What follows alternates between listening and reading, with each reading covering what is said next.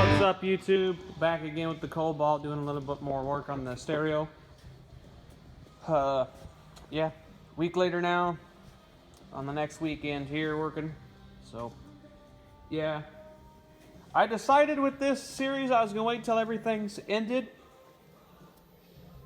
until I got the system done, and I'll upload weekly builds of it, and then that should give me some time to be driving it and knowing how good it sounds. I've been playing it, or I just played it a little bit ago with 3 speakers. The passenger door is not done, but the 2 6x9s in the back and the 1 6.5 component in the front, and it sounds good with just the 3. It's got a lot of mid bass. Sounds really good. Yeah. I'm back here charging up the battery a little bit. She's a little low. She really hasn't ran much off this battery. I mean, it was put in pretty much from shipping. And yeah, it's a nice battery, so I'm letting her charge. And I'm hoping that's an AGM compatible battery charger. I think it is. It's not a very... I'm charging it at 4 amps, so it's a slow charge. I got my backup camera installed. Yeah, it's pretty hidden there, but it works pretty good. I got it ran in here. I just got to tie everything up, make everything look good there. That brown wire is for the reverse lights. I'm going to tie it into this green wire here, which is my reverse power wire. I just figured it was easy to get it at the trunk instead of having to go up under the hood and get it. So I figured I'd just get it here instead of off the transmission. And yeah, so I ran it there, and then up front here, I got all the wires ran. I got to clean everything up here. Got all the wires ran down. Tapped in here. Here's the 9 wire. It sounds really good, by the way, which is the 3 speakers. And yeah, I got my power up here, which then taps into the factory wiring harness. These are the factory amp connectors. These are 2 that aren't used. I guess if you really wanted to, you could modify that, pull that bracket down and modify this harness and put a punch amplifier up in your factory amp location. If I ever get another one of these that's turbocharged or supercharged and I'm going to do an upgrade like this, I'm going to do that just because this is heavy enough wire to run that amp. So, well, it probably is not, but I'll probably run a little bit heavier battery wire up to the front of the car. Just be easier to do that. This is for, it goes to the radio along with these RCAs. These are the sub RCAs. And this is the wire for the reverse sense kick on. So when you put it in reverse, it'll be kick the radio on to put the display out the back. But I'm going to power the camera on all the time so I can just view it while I'm driving or whatnot. I can see what's going on if I need to. This here is the bass remote cable. It's mounted right in the little cubby hole here that goes here. I'll show you that right now. And yeah, it's mounted right there. So kind of hid it in this car. I'm trying to make everything look pretty stock in this car. I like to keep it kind of looking stock. I'm going to go ahead and paint my bezel trim yellow. I'm going to leave the center. I'm going to get a silver dash kit for the Pioneer AVIC. It goes around it. I'm going to leave the center section silver, I think. It all depends. It may get painted black. I don't know yet. I might be molding a scan gauge into the cluster here. I got another radio bezel right here. Bought a used one off eBay. This is just like the gray, matte gray one. I want to take the airbag light out, and I want to cut this out and put my scan gauge right in the center there, above my AC controllers and below my radio. I think it would be pretty nice. I like my scan gauge I got in the Trailblazer. I've had it in the Crown Victoria. Well, actually, it's not the same scan gauge. I had one take a crap on me and had to replace it, but I've had a scan gauge in the Crown Victoria, the Firebird, the Trailblazer, my Tahoe I had another car too, I think. I've had one What else? There was another one. We had one in the pickup. We had one in my brother's pickup.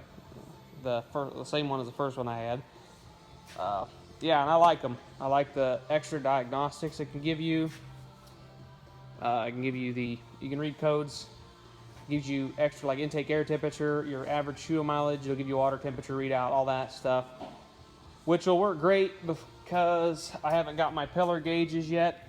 They're next on the list of stuff to do.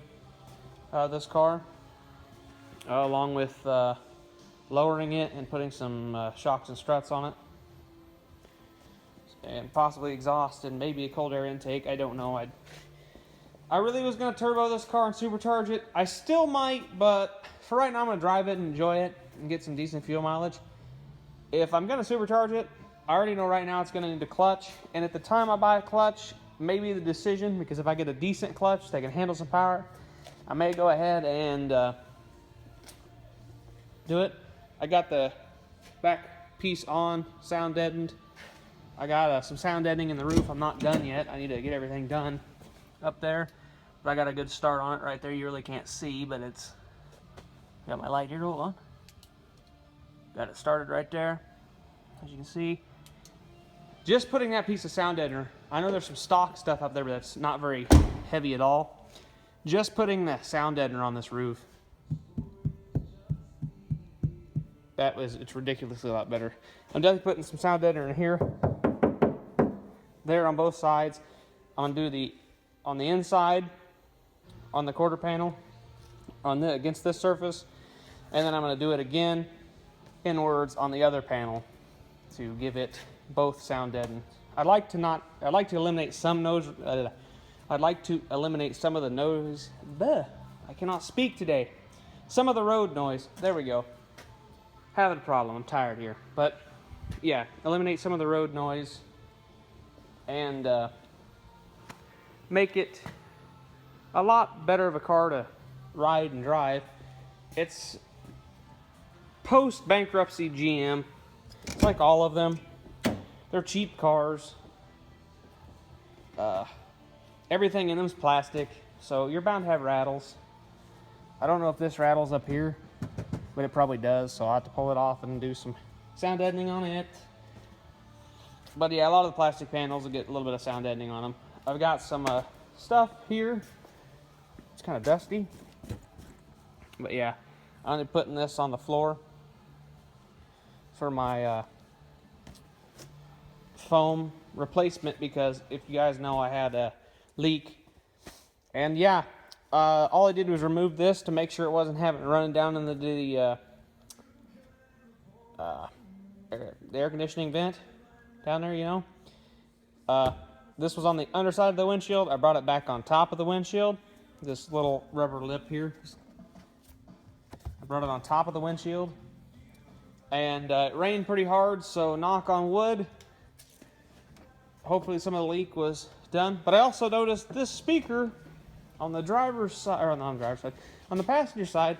I didn't notice this on the driver's side, but that speaker looks damp. And it doesn't look damp, but it looks like it's been wet. And I can't remember what I did with the driver's. There it is. Yeah, the driver's speaker. It looks a little damp as well, so it could be very well leaking through the speakers. Luckily, I sealed my new components up pretty good. So I hope the drains on the doors. These got door drains. They should. Yeah. Should have like 3 in this door because it's like 16 miles long. It's only got 2. So this hose right here was disconnected. You really can't see it, but it's this outer sunroof leak, or not sunroof, water hose, drain hose was out a little bit too. So it wasn't out a little bit, it was out completely. So I'm gonna probably put some zip ties on them, clean everything up, make sure everything's seated good. That drain hose there is not sticking anymore to the sticky butyl sealant type stuff they use to stick it on there. So I'll probably go over it with some sound deadener, because I'm going to do the whole curve up here. I'm going to do some there. I got the rear deck lid, a big piece in the trunk, one door done, and I have 3 sheets left out of 1 box, and then I got another box down there in case I run out of this box. So yeah, this is the Nyko. I'm gonna say Noco because I think that's how they pronounce it. This is the Noco sound deadener. They changed it up from the last stuff I used in the Trailblazer. My personal opinion, I like the X pattern a lot better on the older stuff, which kind of irritated me that they went to the diamond. But I don't know if you really can tell. I'm not gonna get out a caliper to so you can see it, but it's about quarter thick material, and the new stuff seems to be about the same thickness, if not a little thicker, but that may just be the way the diamonds are. Yeah, I had some leftover stuff, so I'm using it to fill up some holes and stuff. But yeah. So yeah, pretty much got a good update going here. I want to get, right now I'm working on a keyed on relay for the stereo. This will turn on both amplifiers and the rear view camera coming off the radio. Mount this up there by the distribution blocks. Probably just going to tie this into the distribution blocks. White's ground, orange is trigger, and blue is out. So yeah, I'm going to cut everything to match the links. I'm going to actually get it mounted. See, this has got a 3 amp fuse in it. I think that'll be enough, because all I'm doing is turning 2 amps on and turning a really tiny reverse camera on. So 3 amps should be plenty big enough of a fuse. So, and this fuse holder is not a very, very good high quality fuse holder, but it should work just fine for this portion of the build. So that's how I turned it on and tested it earlier. Just twisted them all together, you know, classic style, just to do a test to see how it sounded. Sounds pretty good. Sounds healthy.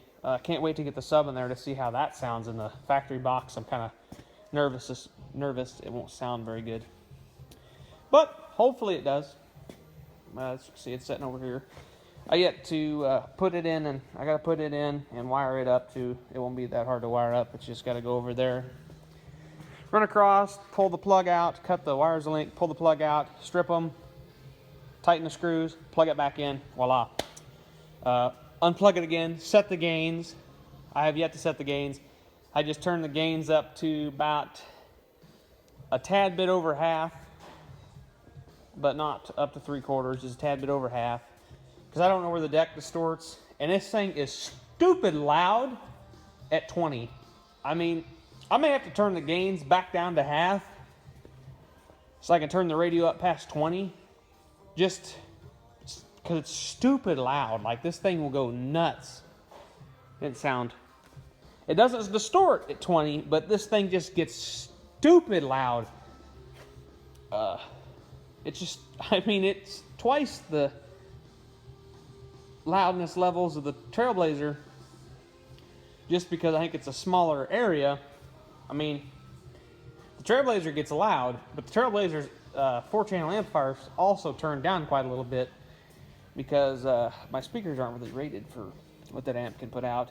These should all be pretty good with that 300 by 4. And that's set at 4 ohms and can handle 175 watts RMS. And that 500 watt puts a little over that out at 4 ohms. So we should be pretty good there.